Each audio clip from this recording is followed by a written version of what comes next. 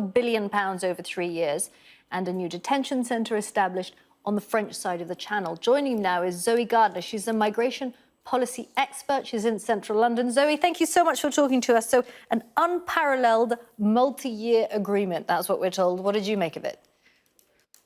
Thanks for having me, Kimberly. Well, unparalleled, I don't know about that. This may be the first meeting between the Prime Minister and the President in 5 years, but over those 5 years, we have had repeated meetings between our Home Secretaries and their counterparts in France.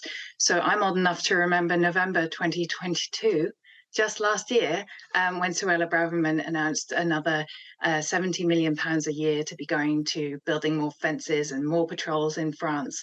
And that's just one in a long, long series of similar meetings and similar deals where we pay huge amounts of money into the French immigration enforcement budget, and nothing changes except for the fact that, of course, more refugees are harmed in the process. And doesn't this just give the lie completely to the idea that the government's refugee plan that they've been touting this week are anything to do with compassion? We don't want people to stay safe by staying in France. We're happy for them to be locked up, apparently, and to foot the bill.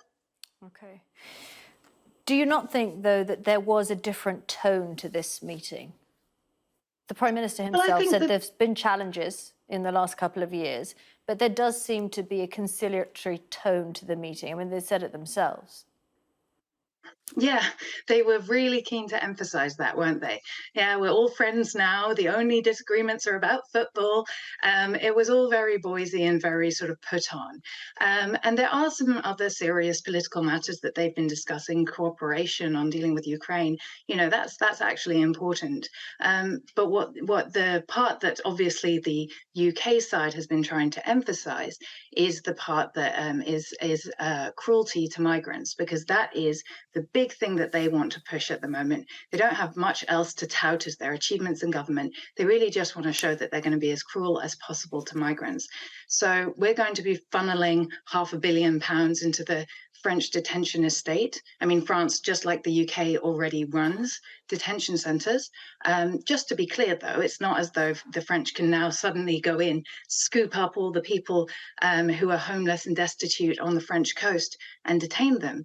The detention is experienced like prison. You lock people up. It's very traumatic and an awful thing to do because you deprive people of freedom. But it's not like prison in that you don't stand trial and then get convicted and then get put away to serve a sentence. The purpose of detention is very clearly under the law an administrative purpose. So you have to be able to remove somebody from the country. And the purpose of detention is basically to keep somebody in one place so that you can administer their removal. And the problem is that the people who are homeless on the French coast right now are coming from countries where it would be extremely dangerous and therefore illegal to remove them to. And the French don't have the power to remove them any more than we do. So this is no solution. It's performative cruelty. It's a waste of a huge amount of money that should be going into our communities and our public services. You know, we have an NHS that's crumbling, but we have £500 million to fund the French detention estate.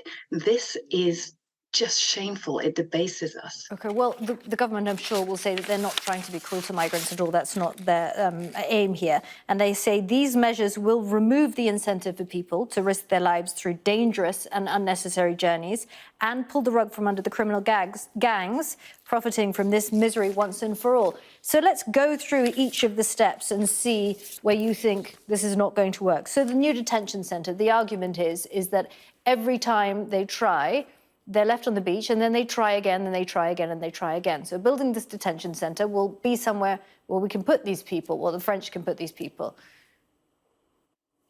I'm afraid not. So as I explained, you can't put people into detention just because it would be politically convenient for them to disappear.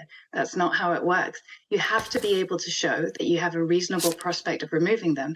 And in France and across the EU, there is a strict time limit on how long you can hold someone in detention with a view to removing them. In the UK, we hold people in detention indefinitely. But in France, there are time limits on that. So they won't just be able to lock these people away because it would suit Rishi Sunak. And thankfully, because detention is a really cruel and traumatic practice. but as we've seen over and over again, these are people who are escaping from war zones. They're people who are escaping from persecution. And so it's not possible for France to be enacting removals. And so they won't be able to detain these people. As I say, the French do operate detention as part of their wider immigration system. And people who they do intend to remove, they are already being detained. So we're just paying money into that budget. But it's not going to make any difference materially to the number of people who are destitute on the French coast. And again, we are the two richest, among the two richest countries in the world, and we can't come up with a solution to a few thousand homeless, destitute people on our coast that doesn't involve trying to lock them up. I mean, this is disgraceful. So I really appreciate your time. Thank you so much for leaving it there. We have some breaking news, but thank you so much, Zoe.